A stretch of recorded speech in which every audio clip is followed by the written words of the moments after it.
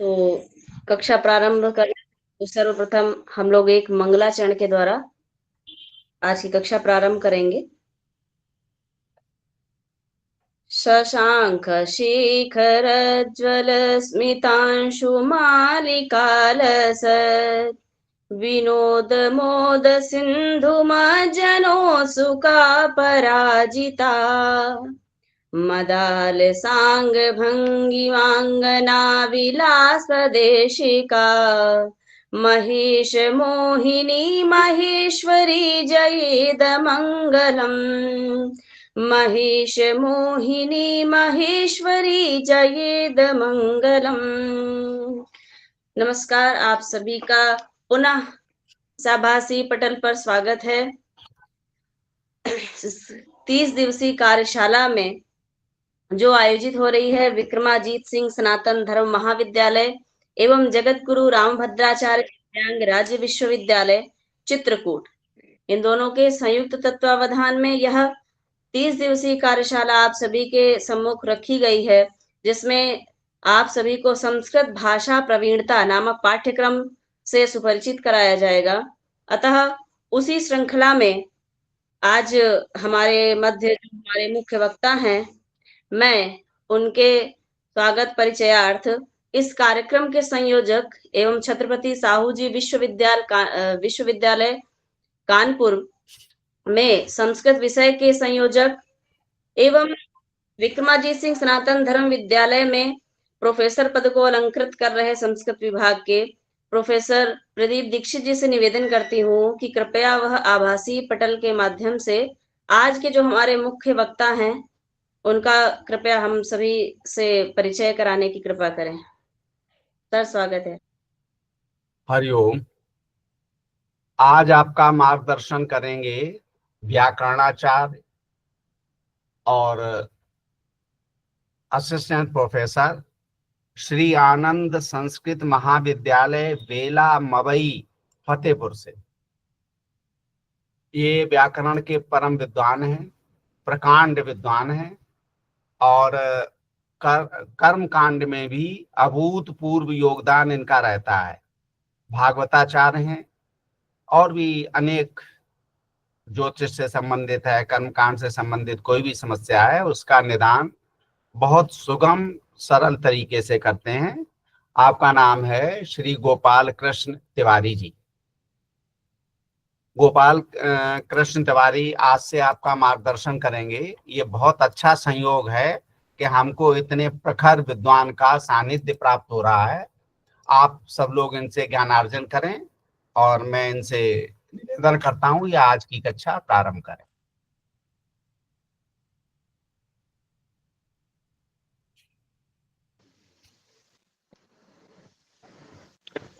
आभासी पटल पर उपस्थित आदरणीय डॉक्टर प्रदीप दीक्षित जी, गुरु जी को सादर प्रणाम। आवाज आ रही है हमारी?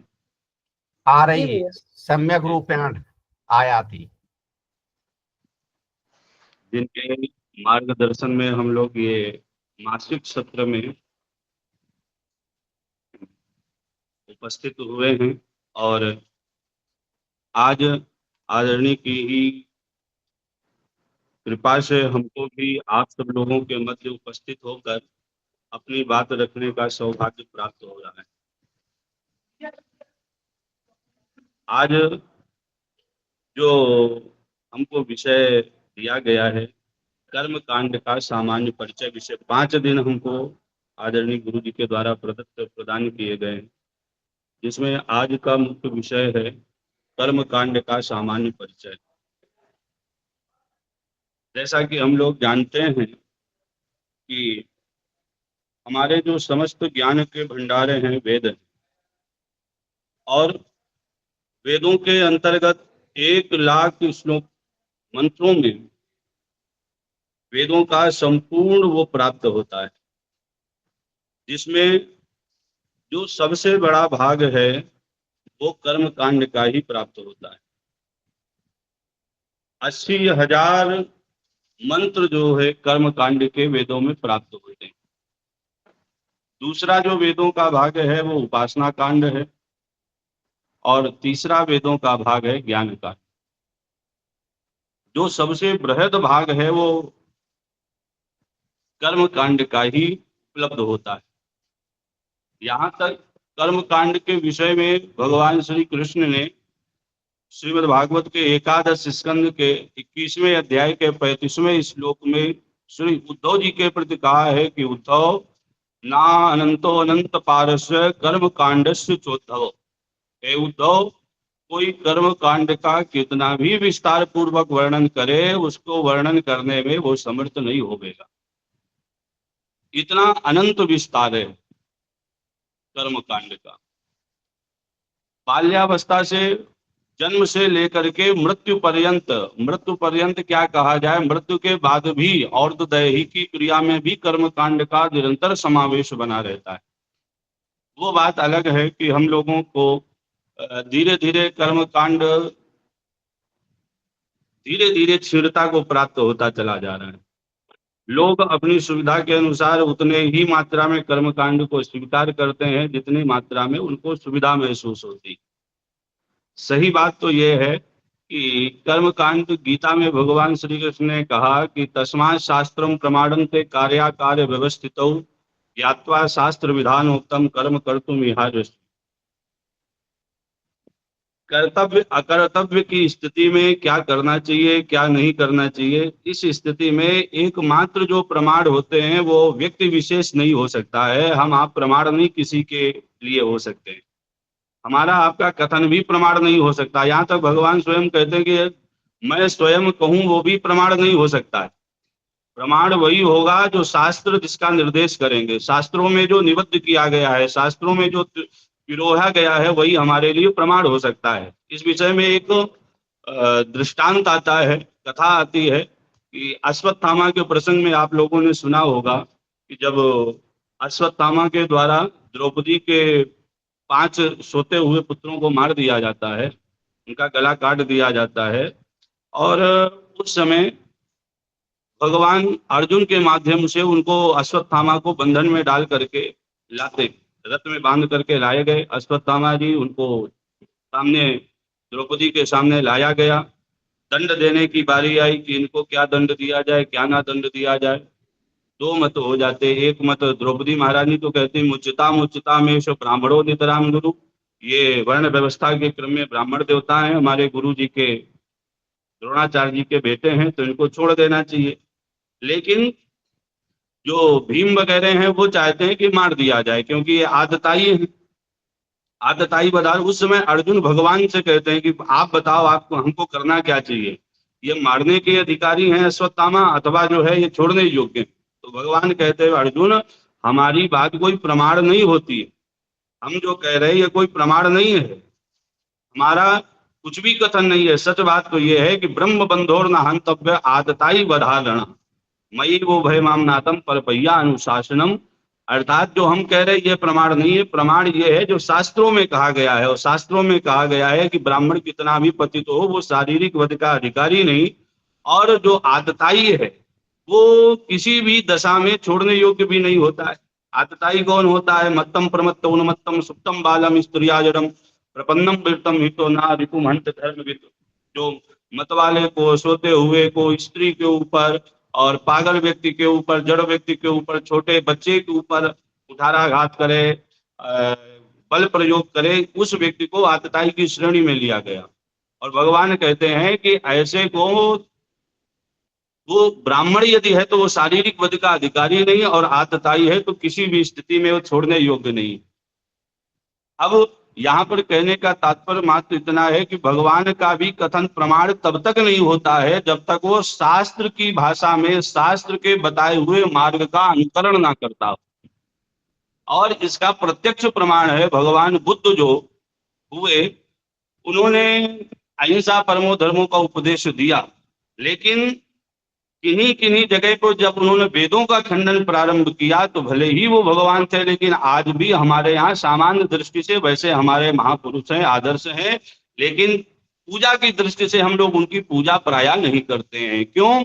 उन्होंने वेद मार्ग को खंडित करने का एक वो किया कि वेदों का जो है अहिंसा परमो धर्म को उपदेश करके वेदों को किया। तात्पर्य कर्म कांड का जो भगवान ने कहा है, नानंतो अनंत पारस कर्म कांड से चौथव, इतना विस्तार कर्म कांड का।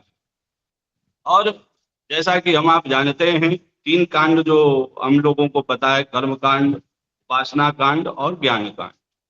तीनों का मूल स्थान जो होता है, जो गंतव्य स्थान होता है, वो एक ही होता है। भगवान कर्म कांड का मूल उद्देश्य होता है परमात्मा की प्राप्ति। वो चाहे किसी स्वरूप में हो, जीव का जन्म से लेकर के मृत्यु पर्यंत तक, जैसा कि हमारे शास्त्रों में कहा गया है। भगवान श्री शंकराचार्य जी महाराज ने कहा कि कस्तम को हम कुत आयाता कामे जननी को में ताता इति परिभावय सर्वम सारम विश्वम त्यक्त्वा स्वप्न विचारम भज गोविंदम गोविंदम भज मूढ़मते। उन्होंने अपनी प्रश्नोत्तरी में जो कहा कि भाई जीव का जो मूल उद्देश्य होता है, मूल तात्पर्य जन्म का होता है, वो मात्र एक ही होता है, भगवान की, परमात्मा की प्राप्ति। और उस प्राप्ति के लिए हमारे वेदों ने जो है तमाम मार्ग बताए। जो जिस मार्ग का पथिक है, जिसको जिसमें सुगमता लगे, वो उस मार्ग का अनुसरण करता है। तो कोई उपासना कांड के माध्यम से, उपासना कांड के वेदों में 16,000 मंत्र प्राप्त होते हैं। 16,000 इनके मंत्र प्राप्त होते हैं, जिसमें साम वेद जो प्रमुख रूप से है। और जो ज्ञान कांड है, ज्ञान कांड के अंतर्गत सबसे कम 4,000 मंत्र प्राप्त होते हैं। ऋग्वेद वगैरह इनका जो प्रमुख वो है। कर्म कांड में सबसे ज्यादा मंत्र 80,000 प्राप्त होते हैं। बाल्यावस्था से लेकर के मरण पर्यंत हमारा सारा जीवन कर्म कांड के अंतर्गत ही व्यतीत होता रहता है। वेदाम ब्रह्मात्म विषयास्मि कांड विषयांतरे परोक्षवादा ऋषया परोक्षम मम च प्रियम। भगवान कहते हैं कि 3 जो कांड हैं, उन तीनों कांडों में जो है प्रत्यक्ष का अनुभव करके परोक्ष की प्राप्ति का साधन हम बतलाते हैं। जैसे कर्म कांड में सामान्य रूप से जब हम देखते हैं कि कोई भी पूजा पाठ वगैरह घर में होता है, तो प्रत्यक्ष में सुपारी में ही कलावा लपेट दिया गया और उनको स्थापित कर दिया गया। और उसी में जब आचार्य जी के द्वारा, पंडित जी के द्वारा ध्यान कराया जाता है, तो उन्हीं को गणेश, अंबिका सब बना दिया जाता है। और वो सुपारी में ही तदा वो भावना भी उस भक्त की हो जाती है, उसको वो लाभ भी प्राप्त होता है। अथवा उसी पूजन के अंतर्गत जब कलश वगैरह के छोटे से पात्र में जल रख लिया गया और उसी जल में जो है क्या नाम बोला जाता है, मंत्र पढ़े जाते हैं कि गंगा इत्यादि जितनी पुण्य सलिला नदियां हैं, उनका जले अस्मिन सन्निधम कुरु। वो सारा जल, सारे तीर्थों का जल इसी में आकर के सन्निहित हो जाए। तो प्रत्यक्ष देखने में तो ये हास्यास्पद लगेगा, वो सामने वाला है वो इस चीज को स्वीकार, यदि उसकी श्रद्धा नहीं है तो वो स्वीकार करने के लिए तैयार नहीं होगा कि भाई क्या कभी सुपारी में जो है गणेश जी हो सकते हैं? गलावा बांधने से क्या उसमें गणेश जी का वो हो सकता है? नहीं हो सकता है। सामान्य सी बात देखने में आती है, जो वैज्ञानिक की कसौटी पे देखना चाहे तो उसको ये सब कपोल कल्पित ढोंग लगेगा। लेकिन सही बात यह है कि हमारा आपका जो कर्मकांड है इसी पद्धति का है और बिल्कुल वैज्ञानिक पद्धति पर भी खरा उतरता है। प्रत्यक्ष में सामान्य वस्तुओं का अनुभव करके परोक्ष में भगवत प्राप्ति का वो साधन हमारे लिए बन जाता है। प्रत्यक्ष में तो वो सुपारी मात्र है, लेकिन परोक्ष में जो है वो गणेश जी का स्वरूप हो जाता है। अथवा प्रत्यक्ष में तो वो घर के नल का ही जल होता है, लेकिन परोक्ष में उसी जल में जो है तमाम नदियों का, समुद्रों का, गंगा सरस्वती रेवा पयोष्णी नर्मदा जलई स्नापितोष्मया देव ग्रह शांतिम कुरुष में, उसी घर की टूटी के नल के जल को ही गंगा, सरस्वती, पयोष्णी, मंदाकिनी मैया सब जल हम लोग बना देते हैं और उसका लाभ भी प्राप्त होता है। यही कर्म कांड की विशेषता है। कर्म कांड में सबसे जो प्रमुख स्थान होता है, कर्म कांड में ही क्या कहा जाए, धर्म के पथ पर सबसे जो प्रमुख स्थान है वो श्रद्धा का होता है। भगवान गीता में कहते हैं अर्जुन से, अश्रद्धया हुतम दत्तम तपस्तप्तम कृतम च यत् असदित उच्यते पार्थ न च तत्प्रेत न च शरीर। अश्रद्धा से किया गया हवन, पूजा पाठ, जप तप कुछ भी अश्रद्धा पूर्वक किया जाए वो ना तो इस लोक में फलदायी होता है और ना ही वो परलोक मार्ग पर सुख का अनुभव कराने वाला होता है। ना तो यहाँ पर वो लाभ करने वाला होगा, वो काली का वो सिर्फ और सिर्फ भस्मनोद जो होती सा राख के ढेर में हवन करने जैसा ही होगा। तो सबसे आवश्यक श्रद्धा के द्वारा कर्म कांड को स्वीकार करना है। और छोटे से छोटा कर्म कांड भी बाल्यावस्था से लेकर के, जैसा कि पूर्व में बताया, निवेदन आपसे किया आप सब लोगों से कि सबका गंतव्य स्थान एक ही होता है। सवै पुंसाम परो धर्मो यतो भक्ति रथोक्षज अहेतुक्य प्रतिहता ये आत्मा संप्रसिद्धति। मानव मात्र का परम उद्देश्य, उसके जीवन का परम गंतव्य स्थान एक ही होता है, परमात्मा की प्राप्ति। और उस परमात्मा की प्राप्ति में ये सारे के सारे साधन मात्र होते हैं। कोई कर्म कांड के माध्यम से उस मार्ग की ओर बढ़ता है, कोई किसी मार्ग से बढ़ता है, कोई ज्ञान कांड के द्वारा। बड़े बड़े जो ऋषि महर्षि हुए, विद्वान लोग हुए, वो ज्ञान कांड का आश्रय लेकर के, ज्ञान मार्ग का आश्रय लेकर के भगवान की प्राप्ति के लिए आगे बढ़े। जो उपासना कांड वाले थे, भक्ति मार्गी थी, जैसे कि गोपियां वगैरह, ये सब की सब जो है भक्ति मार्ग का आश्रय लेकर के उपासना कांड के माध्यम से भगवान की प्राप्ति के लिए निरंतर आगे बढ़े और उन्होंने प्राप्त भी किया। कर्म कांड जो छोटे छोटे सामान्य परिभाषा में जैसे कि कहा जाए तो वेदों का ये कर्म कांड वही विभाग है जो भौतिकता में, हम आप लोग जो भौतिकता में उलझे हुए हैं, ऐसे लोगों को क्रमिक रूप से शुद्धि करते हुए अब सकाम कर्मों की पूर्ति करते हुए, सकाम भावनाओं की पूर्ति करते हुए अंततोगत्वा भगवत प्राप्ति का मार्ग प्रशस्त कराता है। जैसा कि वेदों के बारे में कहा भी गया है कि परोक्षवादी वेदोयम बालानाम अनुशासनम। वेदों का जो कर्म कांड है वो प्रायः परोक्षवादी होता है, प्रायः परोक्षवादी होता है। मंत्रों का अर्थ कुछ निकलता है और उन मंत्रों के द्वारा जो है भगवान के विविध विविध कर्म कांड में मंत्रों का प्रयोग किया जाता है। जैसे कि सामान्य हम लोग जब मंत्र पाठ करते हैं, नाभ्यासीद अंतरिक्षं शेषणोद्यौ, तो उसका यदि अर्थ निकालेंगे तो अर्थ तो कुछ और निकलेगा कि भगवान की जो है विराट स्वरूप का वर्णन हो रहा है। पाताल में तत्पाद मूलम पठंति पाशी प्रपदे रसातलम महातलम विश्व सृजोत कुलपौ तलातलम वै पुरुषस्य जंगे। तो विराट स्वरूप का, भगवान के विराट स्वरूप में सारे लोगों की कल्पना की जा रही है और उस मंत्र के द्वारा हम लोग करते क्या है, नाभ्यासी दंतरिक्षकों के द्वारा भगवान का भोग लगवा देते। सामान्य जिसको इन बातों का पता नहीं, उसको तो यही लगेगा कि ये मंत्र जो है भोजन का मंत्र होगा, भोग लगाने का मंत्र होगा। लेकिन वेदों का जो तात्पर्य बड़ा विचित्र होता है, परोक्षवादी होता है। अर्थ सामने प्रत्यक्ष में कुछ दिखाई देता है और परोक्ष में उसका तात्पर्य कुछ निकलता है। हमारे पूज्य श्री महाराज श्री आदरणीय दीक्षित गुरु जी जानते हैं उनके बारे में। श्री रामधाम के जो महंत जी, अब उनका शरीर नहीं रहा, श्री राम रूपदास जी महाराज खड़ाचार्य जी गुरु जी थे हमारे, वो एक बहुत बढ़िया दृष्टांत देते थे कि वेदों का तात्पर्य किस प्रकार से घटित होता है। जैसे किसी बच्चे को ज्वर हो जाए, बुखार आ जाए, और छोटा बच्चा हो, प्राय ऐसा ही होता है कि बच्चे को दवाई दी जाए लेकिन वो जो है दवाई लेता नहीं है, औषधि को स्वीकार नहीं करता, कड़वी जान करके उसको चिरायता जो बुखार के लिए दिया जाता है अत्यंत कड़वा होता है। अब तो प्राय इन औषधियों को देना बंद ही हो गया है। पहले चिरायता वगैरह घर घर में जब मिल जाता था, सुलभ होता था, अब यदि चिरायता दिया जाए तो बच्चा लेगा नहीं। तो महाराज से उदाहरण देते थे, दृष्टांत देते थे, कहते थे भैया यदि बच्चे को बुखार है और वो चिरायता नहीं ले रहा तो माता क्या करती है, माता जो है एक लड्डू लिया और लड्डू लेकर के बच्चे से कहा कि बेटा ये तुम चिरायता का एक घूंट पियोगे तो तुमको एक लड्डू हम प्रदान करेंगे। अब बच्चे को लगा कि लड्डू बढ़िया है, इसको खाना चाहिए, लेकिन मिलेगा कब, जब चिरायतेगा। तो आंख बंद करके ताकत लगा करके एक घूंट उसका जो है वो पी गया। अब एक घूंट पिया, एक लड्डू माता ने दे दिया। अब बच्चे को क्या लगा कि चिरायते का फल जो है लड्डू है। उसके बाद माता ने कहा बेटा ये पूरा तुम पी लोगे तो इसके बाद में तुमको 2 लड्डू और हम दे देंगे।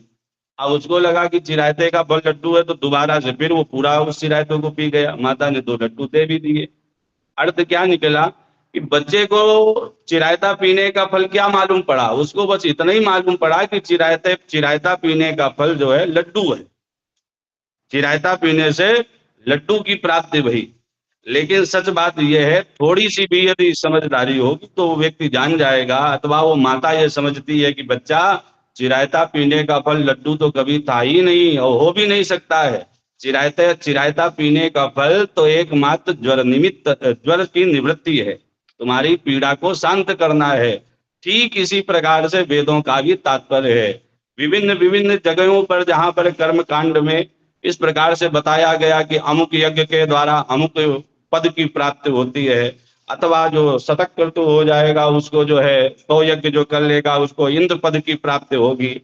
तो सही बात यह है कि 100 यज्ञ के करने का फल इंद्र पद की प्राप्ति, ये तो चिरायते के बदले लड्डू के समान है। यज्ञ करने का फल इंद्र पद नहीं हो सकता है। ये तो एक लोभ दिया गया कि हम आप बिना कारण के जो है, बिना स्वार्थ के कुछ करना नहीं चाहते हैं। जब तक हमें आपको कोई स्वार्थ ना दिखाई दे तब तक करेंगे नहीं। तो स्वार्थी लोगों को भी साधन पथ पर जोड़ने के लिए और भगवत मार्ग पर प्रवृत्त करने के लिए उनको कर्म कांड में ऐसे ऐसे उदाहरण दिए गए, ऐसे ऐसे उनको लालच दिया गया कि भैया ये तुम इसको स्वीकार करोगे तो तुमको अमुक पद की प्राप्ति होगी, ये व्रत कर लोगे तो तुमको अमुक पद की प्राप्ति होगी। तो कर्म कांड में इन्हीं सब विषयों को लेकर के जो है किया गया। वेदों का जो परोक्षवाद है कि प्रत्यक्ष में उनका तात्पर्य कुछ और है और परोक्ष में जो निहितार्थ उनका निकल रहा है वो कुछ और निकल रहा है। यथार्थ में जो वेदों का भी मूल उद्देश्य है, कर्मकांड का भी मूल उद्देश्य है, वो चाहे छोटा कर्मकांड हो अथवा कोई बड़ा कर्मकांड हो, बड़े बड़े यज्ञ हो, अथवा घर में छोटी सी सत्यनारायण भगवान की कथा हो, अथवा छोटा सा पूजन हो, दोनों का मूल उद्देश्य एक ही होता है। मूल उद्देश्य ये होता है कि आज आप इसके माध्यम से लोभ में ही सही, लालच में ही सही, कामना परक होकर के ही सही इससे जुड़ रहे हैं, तो धीरे धीरे एक दिन ये स्थिति आएगी कि आप जो है निवृत्ति परक होकर के निष्काम भाव से कर्मकांड में प्रवृत्त हो जाएंगे। पहले यदि सकाम रूप से जुड़ रहे हैं, सकाम भावना से उस कर्मकांड को स्वीकार कर रहे हैं, तो एक ना एक दिन वो स्थिति आएगी कि निष्काम भावना से अहेतुक्य प्रतिहता ये आत्मा संप्रसिद्धति, अहेतुक्य भावना से और अप्रतिहत गति से भगवान के मार्ग पर कर्म कांड के माध्यम से या उपासना कांड के माध्यम से या ज्ञान कांड के माध्यम से भगवान से जुड़ना निश्चित रूप से हो जाएगा। अब सामान्य रूप से देखा जाए, हमारे आपके जीवन का एक कर्म कांड शब्द पर ही जाया जाए तो कर्म और कांड 2 शब्द होते हैं। दोनों को सामान्य रूप से हम कह सकते हैं। कर्म तो हम आप सभी समझते हैं, जो हम आप कर रहे हैं यही सब हमारे कर्म है। प्रत्येक व्यक्ति किसी ना किसी कर्म में संलग्न है, यही हमारे कर्म है। कांड का तात्पर्य किसी विशेष घटना से, अध्याय से, घटना से। जैसे सूर्योदय हुआ तो सूर्योदय एक घटना भई, एक कांड हुआ। प्रातः काल सूर्योदय हुआ, एक घटना घटित हुई कि सूर्योदय हुआ। अब सूर्योदय की घटना पर हमको क्या कर्म करने चाहिए, सूर्योदय होने पर हमको क्या करना चाहिए, यही उसका कर्मकांड बनेगा जाकर के। अथवा हमको कोई कार्य हमने किया, बच्चे का जन्म हुआ तो जन्म के समय उसका जन्म होना एक घटना हुई। अब उस घटना पर, उसके जन्म लेने की घटना पर क्या कांड होना चाहिए, क्या कर्म होना चाहिए, यही उसका कर्म कांड है। और बाल्यावस्था से लेकर के अंततोगत्वा जीवन पर्यंत ये कर्म कांड सतत रूप से किसी ना किसी स्वरूप में प्रचलित रहता है, चलता रहता है, किसी ना किसी स्वरूप में गतिमान रहता है। सामान्य रूप से जैसे कि जो पूर्व में, अब तो धीरे धीरे ये कम ही होता चला जा रहा है। संध्या स्नानम जपश्चैव देवतानां च पूजनम वैश्वदेवम तथा तिथ्यम तत्कर्माणि दिने दिने। ये हम लोगों के जो हमारे बाबा हुए, हमारे पूर्व की पीढ़ियां हुई, पिताजी बाबा वगैरह, उनके जीवन के ये निश्चित कर्म कांड होते थे। अब चूंकि हम लोग इनसे धीरे धीरे पृथक होते चले जा रहे हैं, हमारा आपका जीवन स्वेच्छाचारी होता चला जा रहा है, तो कर्म कांड भी हमें बस उतने दिखाई देते हैं जितनी देर के लिए पूजा पाठ होती, वही हमको कर्म कांड लगते हैं। कि घर में कब साल 2 साल में जब कोई शादी बारात हुई तो वही हमें लगा कि यही कर्म कांड है, बाकी तो सब ऐसा ही है। सही बात तो यह है, कर्म कांड जो है हमारे आपके जीवन में प्रतिक्षण कर्म कांड चलता रहता है। भाई प्रातः काल सो करके उठे, हम लोगों को बताया जाता था कि पहले सो करके उठो, तो अब धरती सबसे पहले अपने हाथों को, हथेलियों को देखो, कराग्रे वस्ते लक्ष्मी, कर मध्य सरस्वती, कर मूले स्थितो ब्रह्मा प्रभाते कर दर्शन, ये भी कर्म कांड है। प्रातः काल से ही भगवत स्मरण होने लगा। उसके बाद धरती माता पर पैर रखने के पहले विष्णु पत्नी नमस्तुभ्यम पाद स्पर्श समस्तु में, ये विष्णु माता की पत्नी है क्षमा देवी, आपको प्रणाम है, हम आपके ऊपर दिन भर कोई ना कोई कृत्य करेंगे, कर्म करेंगे, तो उसके लिए हमको क्षमा करो। लेकिन अब ये चूंकि धीरे धीरे लोप होता चला जा रहा है, ये आज की पीढ़ी में इसको ढोंग के रूप में कि ये भी कुछ होता है, ये ठीक नहीं, इस प्रकार की भावनाएं आ गई, जिसके कारण से कर्म कांड बहुत सीमित होता चला गया लोगों के लिए। उनको जो साल 2 साल में घर में कभी पूजा पाठ कुछ हुआ, वही उतना ही कर्म कांड उनको दिखता है। सही बात तो ये है, हमारे जो पूर्वज होते थे वो संध्या स्नान जप, प्रातः काल 4 बजे स्नान कर लेते थे और उसके बाद जो है अपना जप में लग गए। उसके बाद जो है संध्या करी, संध्या स्नान जपश्चैव देवतानां च पूजन, नित्य उनका स्वाध्याय चलता था, नित्य उनका जो है वैश्वदेव होता था, आतिथ्य सत्कार होता था, नित्य उनका ये सब चलता रहता था। ये भी एक कर्म कांड ही था और इसके भी मूल में उद्देश्य इतना ही होता था कि इस प्रकार की बृहद दृष्टि प्राप्त हो जाए, सबके प्रति इस प्रकार की भावना प्राप्त हो जाए। ईशावास्यमिदं सर्वम यत्किंचित् जगत्याम जगत तेन त्यक्तेन भुंजीता मा गृधा कस्य सिद्धनम्। सबके मूल में यही भावना होती थी कि इस प्रकार की बौद्धिक दृष्टि प्राप्त हो जाए, बृहद दृष्टि प्राप्त हो जाए इन सब कर्म कांडों के माध्यम से। अन्यथा वर्तमान में शास्त्रों में तो यहाँ तक कहा गया है कि यावत भ्रियेत जठरम तावत् स्वत्वम हि देहिनाम अधिकम यो भी मन्येत सास्तेनो दंडमदति।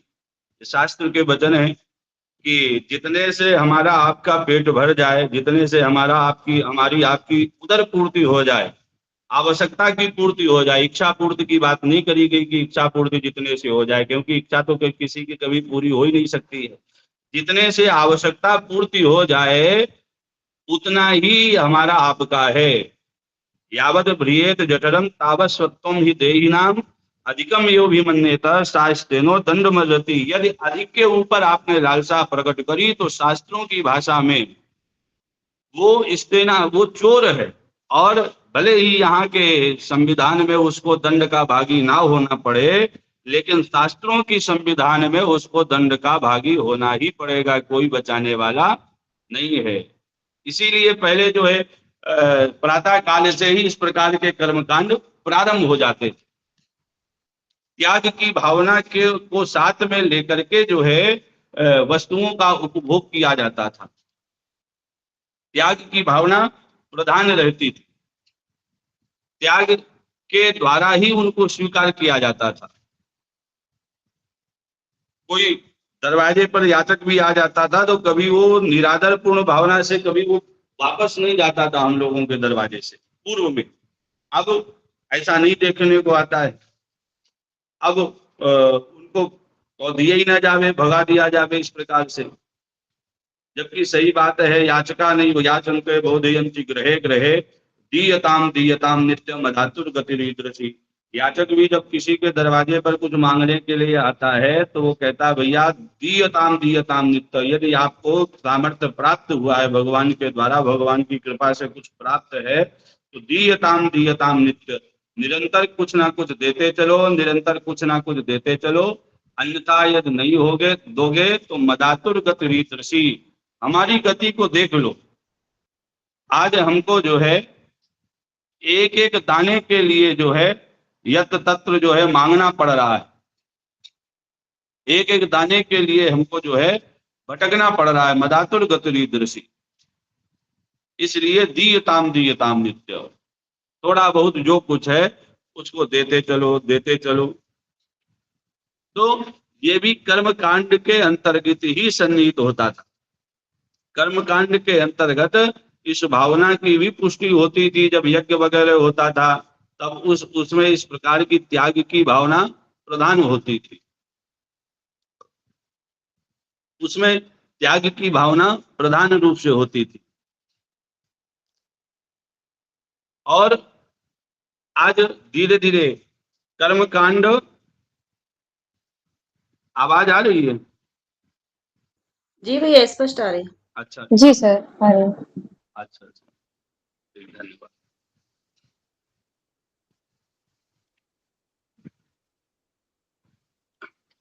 धर्मः स्वनुष्ठिता पुंसाम विश्वक्षेण कथाश्रिया नोत्पादयते रतिम श्रम एव ही केवलम। बाल्यावस्था से लेकर के जो ये निरंतर हमारे आपके जीवन में कर्म कांड का समावेश बना रहता था, त्याग की भावना बलवती प्रधान रूप से उसमें रहती थी। और संध्या, स्नान, जप, देव अर्चन, बलि वैश्वदेव, आतिथ्य सत्कार, ये सब उन कर्म कांडों के अंतर्गत प्रधान रूप से उनके कर्म होते थे। फिर धीरे धीरे जैसे जैसे व्यक्ति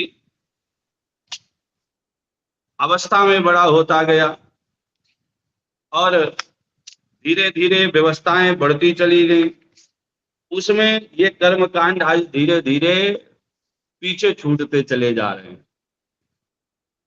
अब कोई इन कर्म कांडों को धीरे, विवाह इत्यादि वगैरह भी होते हैं तो उसमें भी कर्म कांड बड़ा क्षीणता को जो कर्म कांड प्रधान है उसमें भी कर्म कांड पूरा का पूरा जो है, जो फोटोग्राफर वगैरह होते हैं वही निर्देशित करते हैं कि कितना कर्म कांड होना है कितना नहीं होना है, कहाँ पर क्या करना है। और कर्म कांड की जगह पर जहाँ कर्म कांड होना है वहीं पर वो जूते पहन करके घूमे, वहीं पर क्या ना क्या वो कर डालें। और जिनको करवाना है, जिनके यहाँ विवाह हो भी रहा है, उनके साथ भी बड़ी समस्या। सबका समय तो बढ़ा देंगे लेकिन जो आचार्य कर्मकांड को विस्तृत करके विवाह कराना चाहे उसका समय पहले निश्चित कर दिया जाता है कि भैया आपको जो है 10 मिनट में, आधा घंटा, 1 घंटे में सब पूरा खत्म करना, इससे ज्यादा आपको समय नहीं लगाना। वस्तुतः जिन चीजों की आवश्यकता नहीं है, जिस दिखावे की आवश्यकता के बिना काम चल सकता है, चलता है, पहले भी चलता था, वो यदि इतनी प्रकटता से ना भी किया जाए तब भी कोई फर्क नहीं पड़ना है। और जिसके बिना कल्पना नहीं की जा सकती, जिसके बिना कार्य चलना ही नहीं है, उसको जो है व्यक्ति धीरे धीरे खत्म करने पे तुला हुआ है, उसको कोई करना ही नहीं चाहिए रहा है। और यही कारण है कि आज जो है कर्मकांड धीरे धीरे उसमें तमाम विकृतियां आती चली जा रही। अब लोग जैसा देख लेते हैं एक जगह ये उसका स्वरूप कर्मकांड का बिगड़ गया तो आगे भी उसका भी बिगड़ता ही बिगड़ता चला जाता है। किसी ने देख लिया तो उसको लगा कि नहीं ऐसा ही होता होगा, तो आगे भी वैसे ही फिर वो होता चला जाता है। तो इसलिए कर्म कांड शास्त्र पद्धति के अनुसार ही होना चाहिए। जो जैसा कि हमने पूर्व में निवेदन किया है कि क्या होना है क्या नहीं होना है, उसमें व्यक्ति विशेष प्रमाण नहीं होता है, उसमें शास्त्र ही प्रमाण होते हैं। तो शास्त्र निर्दिष्ट पद्धति से, शास्त्र बताए हुए मार्ग के अनुसार ही कर्म कांडों का अनुसरण हमें आप सबको करना चाहिए। तभी जो है सिद्धि की उस कार्य के द्वारा सिद्धि की प्राप्ति हो सकती है, वो कार्य हमको सफलता प्रदान कर सकता है। अन्यथा जो है अब वर्तमान में तो बहुत सारे दोष भी हैं भाई। एक तो आज कोई कर्मकांड क्यों नहीं सफल होता है, ये भी एक सोचनीय विषय है। पहले भी जब पूजा पाठ कर्मकांड होते थे, यज्ञ वगैरह होते थे और उनमें प्रत्यक्ष रूप से जो है तमाम ऐसे उदाहरण आते हैं, देवता लोग प्रकट हो जाते थे, प्रत्यक्ष होकर के वो वरदान देते थे, प्रत्यक्ष होकर के वो जो यजमान होते थे, यजमान उनकी कामना की पूर्ति करते थे। और वर्तमान में ये सब चीजें जो है धीरे धीरे क्षीण होती चली जा रही हैं। ऐसा क्यों? क्योंकि कर्मकांड एक बहुत विस्तृत विधा है। जैसा कि पूर्व में कहा कि अनंत इसको कहा जाए तो भी कम नहीं होगा। बहुत विस्तृत विधा है। पहले तो कर्म कांड में व्यक्ति की शुद्धता मायने रखती है। सबसे पहला जो है स्थान व्यक्ति की शुद्धता का है कि कराने वाला और करने वाला व्यक्ति शुद्ध है कि नहीं है। और शुद्धता भी बाह्य शारीरिक ही नहीं मायने रखती है। बाह्य शरीर से तो जो है पांच भौतिक शरीर तो बड़े स्नान आदि करके बैठ गए, लेकिन भीतर से आंतरिक जो है कलुषता है, आंतरिक पवित्रता शुद्धता नहीं है, तो भी वो कर्मकांड फलीभूत होने वाला नहीं है। उसके लिए सबसे पहले जो है बाह्य और आभ्यंतर, जैसा कि मंत्रादि में कहा जाता है, अपवित्र पवित्रो वा सर्वावस्थांगतोपि वा या स्मरेत पुंडरीकाक्षम सब आयभ्यंतरा शुचि। भगवान का नाम स्मरण जो बाह्य और आभ्यंतर रूप से हृदयगत कामादि विकारों को भी दूर करने की सामर्थ्य रखता है, और बाह्य रूप से भी वो स्वच्छता, सुंदरता, पवित्रता को प्रदान करने वाला होता है। तो सबसे पहले तो जो है यही नहीं हो पाता है हमारे आपके साथ में। बाहर से ही अशुद्ध होकर के कहो जो है मुख में हाथ लगाए, उसके बाद हाथ ही ना धोया जाए, वैसे ही पूजा में बैठ जाए, अथवा चमड़े की बेल्ट लेकर के बैठ गए। क्योंकि हम उस विधा से जुड़े हुए हैं, तो प्रतिदिन कहीं ना कहीं हमको इस प्रकार के माहौल को देखना पड़ता है और टूकना पड़ता है। कहो जो है पानी पिए या कुछ खाए पिए और ऐसे ही बिना कुल्ला किए बिना शुद्धता के बैठ जाएं, अथवा जो है चमड़े की बेल्ट लगी है, अथवा जो है जो उसके लिए निर्दिष्ट परिधान है, प्रत्येक चीज के लिए निर्दिष्ट उसका परिधान भी होता है। वही जैसे कोई वकालत कर रहा है तो कोर्ट में जज बिना एक निश्चित परिधान के वहां पर प्रस्तुत होने नहीं देगा। और यहाँ कर्मकांड में धीरे धीरे इस बात की भी बड़ी शिथिलता आ गई कि कर्मकांड कराने वाला अथवा करने वाला, अब तो कराने वाले भी दिखते हैं कि कौ पैजामा और कुर्ता पहन करके कर्मकांड करा रहे हैं, कौ पैंट शर्ट पहन करके कर्मकांड उनका चल रहा है, शादी ब्याह हो रहे। और करने वाला भी सबसे जरूरी तो कराने वाले के लिए, जब वो कराएगा यद्यपि आचर श्रेष्ठ तत्त देवे तरोजना शायद प्रमाणम कुरते लोकस्तदनु वर्तते। गीता में भगवान ने कहा कि भाई श्रेष्ठ पुरुष जैसे मार्ग का अनुसरण करते हैं, पीछे आने वाली संतति उसी का अनुकरण करती है। तो जो उच्च पद पर हैं, जिनको कराने की जिम्मेदारी दी गई है, जिनको ये अधिकार संपन्नता प्राप्त है कि वो एक मार्ग बना सकते हैं, एक लकीर खींच सकते हैं कि पीछे आने वाली संतति उसका अनुकरण करे, वो अपने पदाभिमान में अथवा अपने जात्याभिमान में अथवा अपने किसी न किसी धनाभिमान में किसी न किसी कारण से कर्मकांड के उन अंगों को छोड़ते चले जा रहे हैं। जो निश्चित परिधान है उसी को त्याग दिया। जब वो स्वयं उस परिधान को त्यागे, पहले वगैरह हम लोग देखते थे कि शादी बारात में चाहे वर हो अथवा आचार्य कोई भी हो, वर भी पूरा उसका विवाह जो है धोती कुर्ता में ही होता था, पैंट शर्ट वगैरह का कहीं वो नहीं होता था।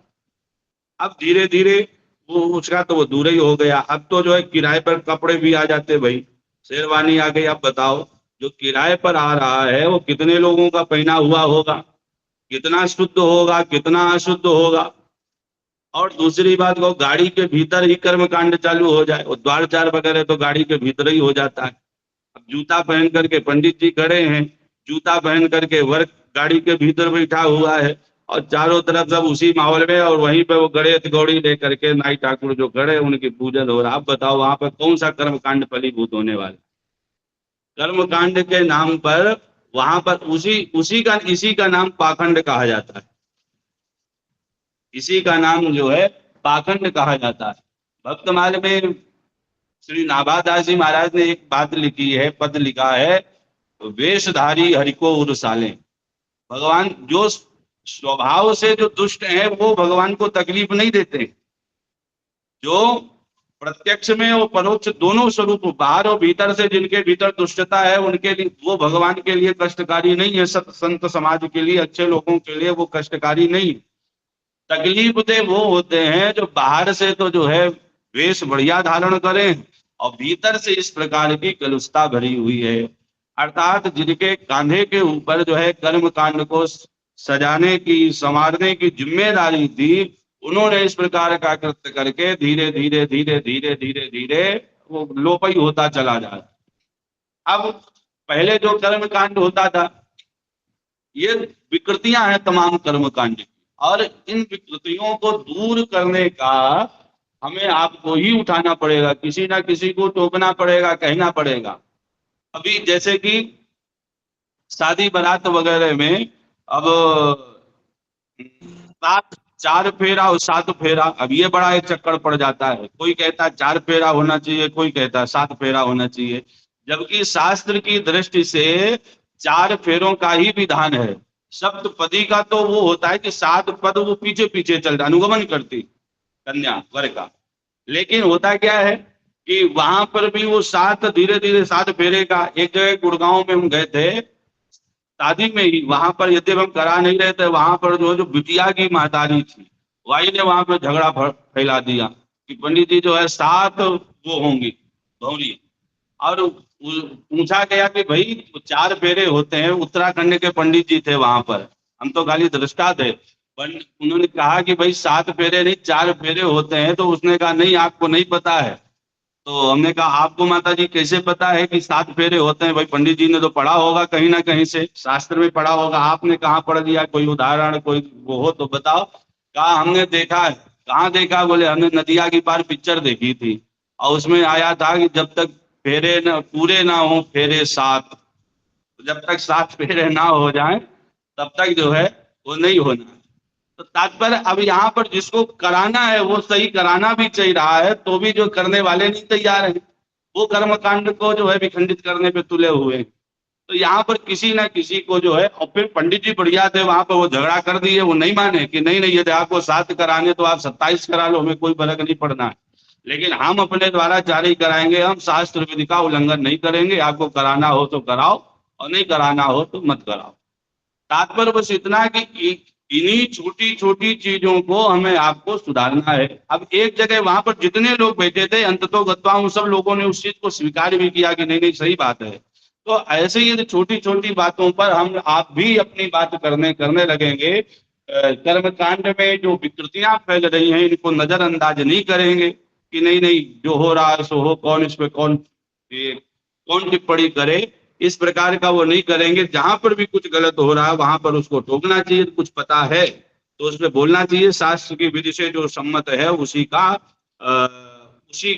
के अनुसार कर्मकांड भी होना चाहिए, और तभी उसके द्वारा फल की प्राप्ति की फलाशा व्यक्ति कर सकता है। अब समस्या इस बात की है कि पहले तो वहीं पर फल की आशा तो बहुत लंबी चौड़ी लेकर के बैठे। जब अब संकल्प ही जब होता है, कर्मकांड का जो प्रारंभ होता है वो संकल्प से होता है भाई, कि कर्मकांड जो भी होता है संकल्प से होता है। जब सकाम भाव या सकाम हो या निष्काम हो तो निष्काम भाव के लिए भगवत प्रीत्यर्थम, अथवा जो सकाम हो तो वो सकाम भावना से संकल्प वगैरह करता है कि अमुक अमुक। अब उस समय जब कोई संकल्प करता है तब उसका संकल्प आप खाली सुन लीजिए कहीं पर भी किसी पूजन पाठ का, तो आपको पता चल जाएगा कि कामनाएं कितनी ज्यादा हैं। कामनाओं की तो पूरी लड़ी लगी है कि ये भी हो जाए, ये भी हो जाए, वो भी हो जाए, ग्रह भी सही हो जाए और वो भी सही हो जाए और विपुल धन धान्य भी प्राप्त हो जाए। और करने के लिए क्या है? कर्मकांड में करने के लिए क्या है? हमको तो जो है तमाम विपुल धन धान्य चाहिए और स्थिर लक्ष्मी चाहिए, चिरकाल पर्यंत संरक्षणार्थम चाहिए। लेकिन जिन भगवान से कर्मकांड करके हम चिरकाल पर्यंत के लिए लक्ष्मी जी की प्राप्ति की कामना कर रहे हैं, फलाशा कर रहे हैं, उन्हीं के लिए जो पूजन सामग्री लाए हैं उसकी इलायची में दाने तक नहीं निकलते हैं। वो इतनी थर्ड पार्टी के लेकर के आ जाते को उसमें दाने भी ना निकले। अब बताओ, पहले तो कराने वालों में समस्या, करने वालों में समस्या, अशुद्धि शुद्धि की समस्या, और दूसरी बात और उसके बाद जो सामग्री कर्मकांड में संयोजित की जा रही है, लाई जा रही है, वो भी बड़ी विचित्र होती है। पूजन का वर्तमान में जो चल रहा है, किसी के दुकान पर जाओ पूजन का सामान लेने के लिए तो वो पूजन का यदि खाने की आपने इलायची मांगी तो वो आपको अलग देगा, और पूजन की इलायची आपने मांगी तो वो आपको अलग से देगा, जिसमें छोटी छोटी दाने, सुपारी भी छोटी छोटी, कोई मतलब की नहीं। तो सामग्री की भी न्यूनता, सामग्री में भी कर्मकांड की उस जो स्वीकार कर सके उस शक्ति को, वो उसमें योग्यता नहीं, सामग्री में योग्यता नहीं, करने वाले में योग्यता नहीं, और दूसरा समय में भी योग्यता नहीं। पहले प्रत्येक कार्य समय पर होता था, हर एक चीज के लिए मुहूर्त होता था, ये भी कर्मकांड का ज्योतिष विज्ञान, मुहूर्त भी कर्मकांड के अंतर्गत। जब आगे के हम लोग 4 दिन और शेष है उनमें चर्चा होगी, तब ये भी मुहूर्त भी उसी में आवेगा, विस्तृत कर्मकांड का जो क्षेत्र है। तो जो समय की उसकी भी शुद्धता वर्तमान में नहीं हो पाती। पहले मुहूर्त जो निकलाए जाते थे कर्मकांड वगैरह में, वो शास्त्र की दृष्टि से, शास्त्र की पद्धति से निकलाए जाते थे कि भाई गुरु अस्त्र हैं, शुक्र अस्त्र हैं, अथवा जो है खरमास चल रहा है कि क्या चल रहा है, तद अनुसार जो है मुहूर्त जो है निकलाया जाता था। अब जो है व्यक्ति कहता है कि भैया अब जो है हमको इतने समय से इतने समय तक हम खाली हैं, इतने समय से इतने समय तक हमारे पास काम नहीं है, तो इतने मध्य में ही मुहूर्त हमारा निकाल दो। भाई शास्त्र आपके अनुसार कैसे चल सकते हैं, आप विचार तो करो। शास्त्र के अनुसार आपको चलना पड़ेगा, ना कि शास्त्र आपके अनुसार चलेंगे कि आप खाली हैं तो शास्त्र भी उतने समय शुद्ध करके लिए बैठ जाएं। ये संभव नहीं हो सकता है। समय की भी अशुद्धता है, समय भी शुद्ध नहीं हो पा रहा है, और व्यक्ति भी शुद्ध नहीं, समय भी शुद्ध नहीं, सामग्री भी दोषपूर्ण। और उसके बाद सबसे बड़ी बात यह कि जो करने कराने वाले उनके भाव भी अशुद्ध हैं, उनके भाव की भी शुद्धता नहीं है, भाव में भी वो परिपूर्णता नहीं जो होनी चाहिए। तो यही कारण है कि इतना सब कुछ करने के बाद भी कि भस्मन्योत जो होते सा, इतना सब कुछ कर्मकांड करने के बाद भी आखिरी में निकलता क्या है कि राख के ढेर में हवन करना मात्र निकलता है। यही कारण है कि धीरे धीरे लोगों का जो नई पीढ़ी तैयार हो रही है, नए युवा तैयार हो रहे हैं, उनकी कर्म कांड के प्रति उपेक्षा की भावना जगती चली जा रही है। क्यों? वो देख रहे हैं कि हो क्या रहा है। पूर्व में जो हम लोगों के द्वारा इसमें विकृतियां पैदा करी गई, कर्म कांड के स्वरूप में विकृति पैदा कर दी गई, और सामान्य उसको बस जो है कर्म कांड को कथा पूजन इत्यादि तक ही सीमित कर दिया गया, व्यक्ति के जीवन के परिवर्तन को उसमें समावेशित नहीं किया गया। यही कारण है कि आजकल धीरे धीरे युवा वर्ग उसको उपेक्षित करता चला जा रहा है कि ये सब पंडितों का बनाया हुआ ढकोसला है। कर्म कांड का पंडितों से कोई लेना देना नहीं है। पंडित कोई व्यक्ति विशेष नहीं। वैसे तो इसमें भी तमाम मतभेद होते हैं कि कोई जन्म से वर्ण व्यवस्था को स्वीकार करता है और कोई कर्म से स्वीकार करता है। कहीं कहीं यह भी प्राप्त होता है कि जन्मना ब्राह्मणों या संस्कारात् द्विजुच्यते, जो जन्म से वर्ण व्यवस्था को मानने वाले हैं वो इस प्रकार का तर्क देते हैं कि जन्मना ब्राह्मणों या संस्कारात् द्विजुच्यते। जो कर्म प्रधान व्यवस्था को मानने वाले हैं वो कहते भाई नहीं, जन्मना जायते शूद्रः, वो इस प्रकार की बात अपने रखते हैं। लेकिन बात महत्व इस बात का नहीं है। बात तो इतनी है कि ठीक है आप जन्म से कुछ भी हैं, लेकिन कर्म आपको कर्मकांड जो करने चाहिए जन्म से, वो आपने कितने उसमें विकृतियां पैदा कर दी। आपको क्या करना चाहिए था और आप क्या कर रहे हैं। बाल्यावस्था से धीरे धीरे कर्मकांड समाप्ति की ओर धीरे धीरे बढ़ रहा है। ये निश्चित है कि कोई चीज बीज रूप में कभी समाप्ति नहीं होती है। बीज भगवान हर एक चीज का, चाहे धर्म हो, कर्म हो, योग हो, तप हो, सबका बीज भगवान सुरक्षित रखते हैं। बीज के रूप में कभी हानि नहीं होती है, वो सुरक्षित रहता है। लेकिन ये देखने में आ रहा है कि प्राय धीरे धीरे कर्मकांड के प्रति युवा वर्ग बहुत ज्यादा उपेक्षित होता चला जा रहा। और युवा वर्ग ही नहीं, जो जिनके कांधे पर वो है, जो वयोवृद्ध भी हो रहे, वो भी कर्म कांड के प्रति उदासीन होते चले जा रहे। कारण ये है कि उनको स्वयं को करना ना पड़े, इसीलिए कौन कर्म कांड के नियम के चक्कर में पड़े। अन्यथा यदि कर्म कांड को स्वीकार किया जाए तो भाई कर्म कांड तो विधान शास्त्र का यही कहता है कि प्रातः काल समय से जागा जाए, समय से जो है ब्रह्म मुहूर्त उत्थाप्य। एक 10वें स्कंद में भागवत जी में एक कथा आती है कि जब भगवान जो है स्वयं प्रातः काल 4 बजे उठते थे। भगवान श्री कृष्ण सुबह 4 बजे ब्रह्म मुहूर्त में उठते थे, और उसके बाद यद्यपि वो भगवान थे, लेकिन भगवान होते हुए भी वो अपने निज स्वरूप का आत्मबोध करते थे, अपने स्वरूप का ही चिंतन करते थे, ध्यान करते थे। अथवा दूसरा उदाहरण आप देख सकते हो कि यद्यपि वो भगवान थे, लेकिन फिर भी वो गुरु जी के आश्रम में विद्या अध्ययन करने के लिए गए। गुरु जी के अनुसार जो है उनके चरणों में बैठ करके अहोरात्रि चतुष्षष्ट्या सामति तावती कला, 64 दिनों में 64 कलाओं का ज्ञान प्राप्त किया। तो वहां पर जाते जाते सीधा ज्ञानी तो ना दे दिया होगा कि आज गए उनको जो है आज उनको 64 कलाओं का ज्ञान प्रदान कर दिया गया। पहले गुरु जी के आश्रम में जा करके जब पहले विद्यार्थी हम लोग गुरुकुल जीवन में चुके रहे तो देखा है उस चीज को बड़ी निकटता से कैसे उस समय होता था। प्रातः काल 4 बजे जगा दिया जाता था, तब तो नहीं समझ में आता था कि ये कर्म कांड क्या हो रहा है। आज जब चूंकि ये विषय मिला तो समझ में आ रहा है कि वो भी हमारे जीवन का अभिन्न कर्म कांड था। 4 बजे महाराज श्री आकर के गुरु जी जगा देते थे घंटी बजा कर, जो नहीं उठता था गंगा जल का डोलची भरी रहते थे उसी के छींटे मार देते थे। तो 4 बजे उठा देते थे, उसके बाद भागवत भवन रामधाम में बना हुआ वहीं पे प्रार्थना होती थी, हम लोग प्रार्थना करने के लिए आ जाते थे, फिर प्रार्थना उसके बाद स्नान करने के लिए भेज दिया जाता था। अब ये कर्म ही कांड चल रहा है जीवन का, उस अवस्था में कर्म कांड हो रहा था और बड़ी सहजता से हो रहा था। आज उतना नहीं हो पाता। कठिनता तो इस बात की जब हमको पता नहीं था तब गुरु जी की कृपा करुणा से सहजता पूर्वक वो कर्म कांड हमारे जीवन का चल रहा था। आज जब पता है तब जान करके वो सब कुछ नहीं हो पाता है, प्रमाद से जो है सब नष्ट भ्रष्ट हो जाता है। उस समय 4 बजे उठा करके प्रार्थना में बैठा दिया गया, उसी समय स्नान के लिए भेज दिया गया, उसके बाद आए यज्ञोपवीत समय से निर्धारित समय पर हो गया। अब कर्मकांड के अंतर्गत ये संस्कार भी आएंगे। अब संस्कारों का भी धीरे धीरे लोप होता चला जा रहा है। अब एक ही दो संस्कार व्यक्ति परिचय होता है। अब सबसे बड़ा संस्कार तो यही हो, एक तो संस्कार व्यक्ति विवाह मजबूरी, उसकी मजबूरी को या जो भी समझो उसको, विवाह को समझता है, विवाह के समय ही यज्ञोपवीत कर दिया जाता है। और सही बात तो है कि यदि विवाह ना हो तो यज्ञोपवीत भी ना हो।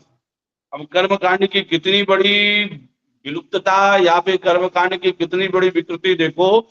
घर वगैरह में प्राय देखने में आता है कि सूतक वगैरह भी लोगों के घरों में हो जाते हैं और सगे पारिवारिक जन उनके जो है को छौर कर्म तक ना कराएं। सगे पारिवारिक जन जो उनके होते हैं वो भी को छौर कर्म भी ना कराएं। ऐसी स्थिति में अब बताओ वो सूतक के बाल ले करके और फिर उसी में कहो, और बहाना क्या कि पंडित जी क्या बताएं हमारे घर में आगे आगे जो है शादी होनी, अब हम छौर कर्म कैसे कराएं।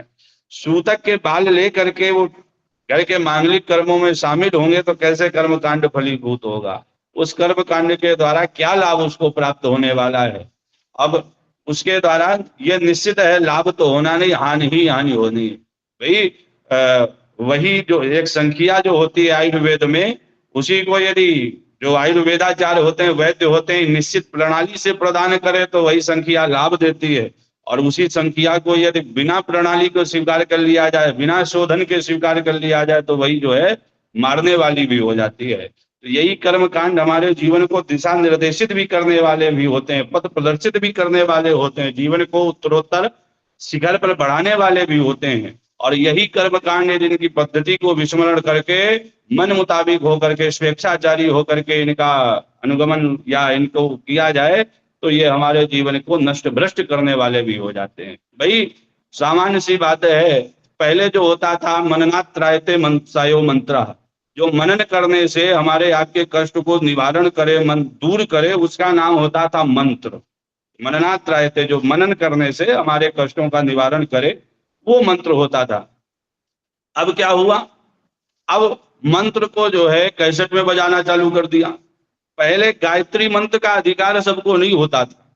भाई क्षमा करना है, कोई गायत्री परिवार में अपनी आस्था रखता हो, हम उनको वो करने का हमारा नहीं है, बस सामान्य सी बात एक बताने की है कि गायत्री मंत्र जो अत्यंत गोपनीय होता था, जब वो मंत्र हमारे गुरुजन हमको देते थे, मुझे हमको स्मरण है जब गुरुजी ने मंत्र दिया था तो उस समय चारों ओर सीताराम सीताराम और शंख और घड़ियाल वगैरह बज रहे थे कि कोई दूसरा ना सुन पाए, अनाधिकारी व्यक्ति के कानों में वो मंत्र ना पहुंच पावे।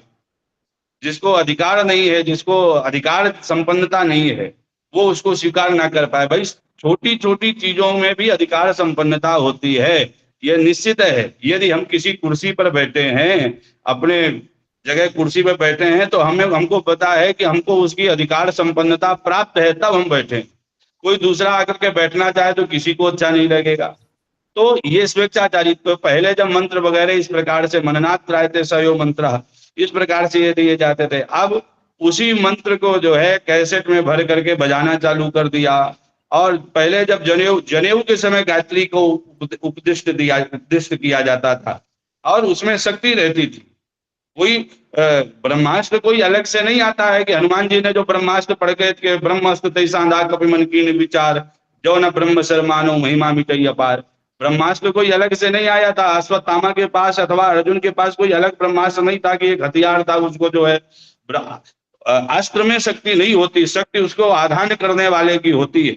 वही जो है जैसे राम भगवान ने वो सीतई चरण चोंच हति भागा महामंदमति कारण कागा, वो काग कौवा जो है जयंत जब चोंच मार करके भगा तो भगवान ने कोई बाण नहीं चलाया था, भगवान ने उसके पीछे अपना जो है वो धनुष उठा करके बाण नहीं चलाया था कि बाण से कौवे को मारा हो, नहीं किया था। भगवान ने क्या किया, भगवान ने मात्र एक तिनका उठा करके छोड़ दिया, और वही तिनके का कोई सामर्थ्य नहीं था।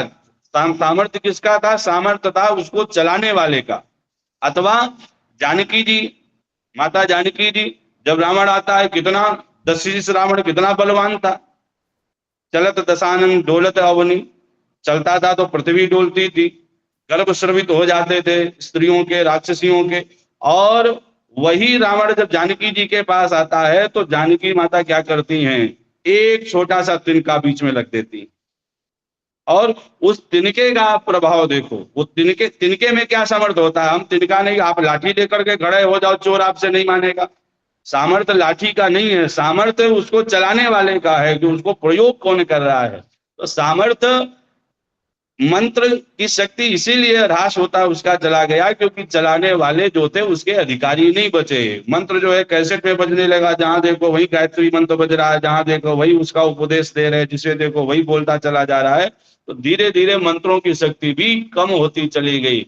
ऐसा नहीं कि मंत्र में शक्ति नहीं है, मंत्र में आज भी शक्ति है, लेकिन जो चलाने वाला है वो उसको निश्चित बताए हुए मार्ग के अनुसार चलाए, बताए हुए निश्चित मार्ग के अनुसार उसका प्रयोग करे। जैसे कोई डॉक्टर जब औषधि देता है, दवाई देता है, तो उसके साथ परहेजी भी बताता है कि भैया जुकाम है तो दवाई तो हम आपको दे रहे हैं, लेकिन दवाई के साथ में जो दही और और ज्यादा जो है ठंडा और गर्म ये सब चीजें मत खाना।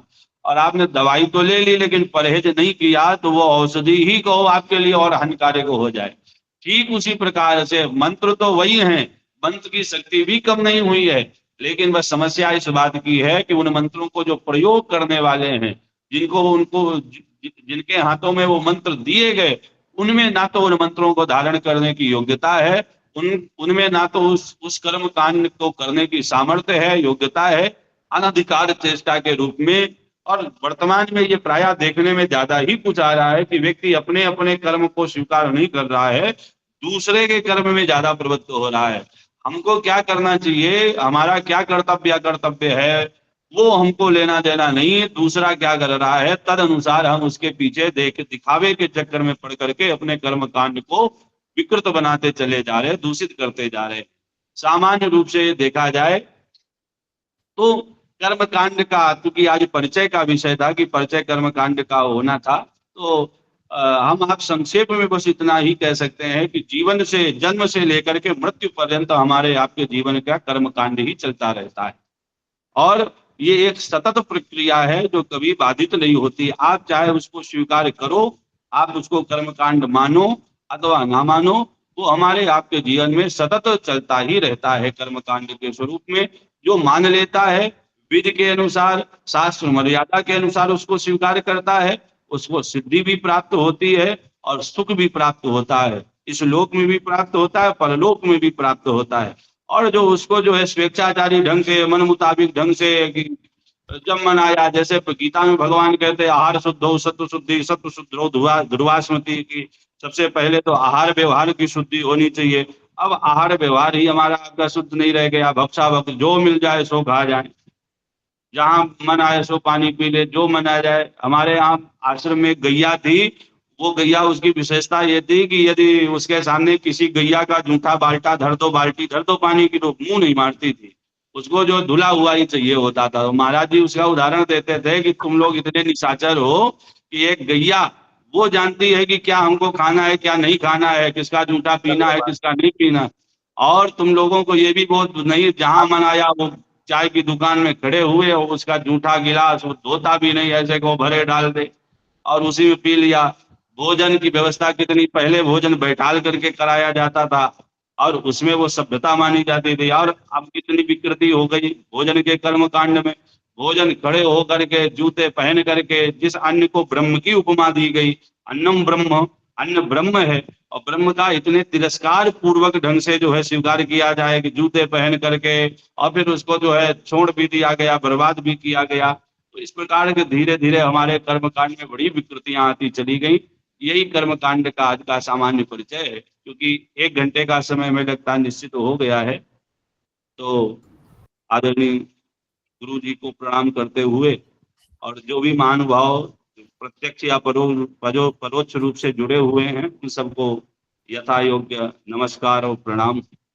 और अब आप आगे। बहुत बहुत धन्यवाद आपका। अब कार्यक्रम समापन की ओर है हमारी आज की कक्षा, अतः धन्यवाद ज्ञापन हेतु मैं हमारे सर से निवेदन करती हूँ कि कृपया आभासी पटल पर आकर हमारे आज के मुख्य वक्ता का धन्यवाद ज्ञापित करते हुए कार्यक्रम को आगे बढ़ाएं। हरिओम। बहुत बहुत धन्यवाद भगवान स्वरूप गोपाल जी को। दो भगवान हैं, गोपाल कृष्ण, इनको बहुत बहुत आभार, बहुत बहुत धन्यवाद। और अभी आगामी 4 दिनों में आपकी कक्षाएं होंगी। जिनको कर्मकांड का पूर्ण ज्ञान करना है वो विधिवत अपना कॉपी पेन लेकर के बैठें और जो महत्वपूर्ण चीजें हैं उन्हें नोट करें और समझें। और ये आभासी पटल पर जितने लोग उपस्थित हुए हैं उन सबको मेरा बहुत बहुत धन्यवाद, आभार। और जो नहीं हो पाए हैं उनको भी धन्यवाद। और संचालिका महोदया सुकीर्ति जी को बहुत बहुत धन्यवाद। ये अनवरत संस्कृत सेवा में सेवारत रहती हैं, इनको बहुत बहुत धन्यवाद। गोपाल जी को धन्यवाद। बाकी जितने लोग जुड़े हैं सबको धन्यवाद। और कल फिर 7 बजे समय से जुड़ जाइएगा। 4 दिन और कक्षाएं होंगी कर्मकांड की, वो आपको ज्ञानार्जन कराएंगे। तिवारी जी, विधिवत आप ज्ञानार्जन कीजिए। जय श्री राम। धन्यवाद सर। मोहित भैया हमारे मध्य हैं क्या कक्षा में? मोहित भैया ने, अंकित भैया हैं? अंकित जी हैं शायद। अंकित, आम गुरुजी प्रणाम। भैया शांति कृपया पाठ कर दीजिए। आम गुरुजी। ओम सर्वे भवन्तु सुखिनः, सर्वे सन्तु निरामयः, सर्वे भद्राणि पश्यन्तु, मा कश्चित् दुःखभाग् भवेत्। ओम शांति शांति शांतिः। धन्यवाद सर्वेभ्यो भैया। नमो नमः। नमो नमः। स्वसमयेन पुनर्मिलामः सायं 7 वादने।